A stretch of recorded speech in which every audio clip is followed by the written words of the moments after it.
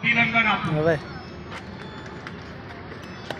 આપણે હમણાં 10 દિવસ પહેલા ઝીંઝુવાડા મુકામે સમાજ સુધારણા અને શિક્ષણની ઘણી વાતો થઈ.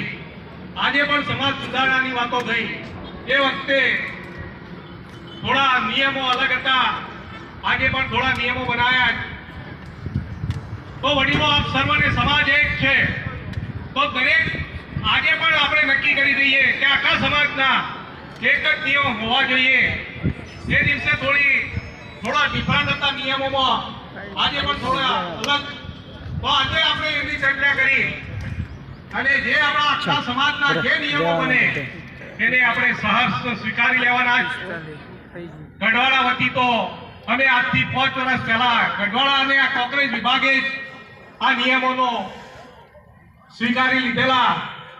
તો આપ સર્વ વિભાગમાંથી ઉપસ્થિત સર્વ વડીલોને, સર્વ આગેવાનોને નમ્ર વિનંતી કરું છું, જે આ સમાજની જે આજે યજ્ઞની આ જે જ્યોત પ્રજ્વલિત થઈ એને બુઝાવવા નથી દેવાની.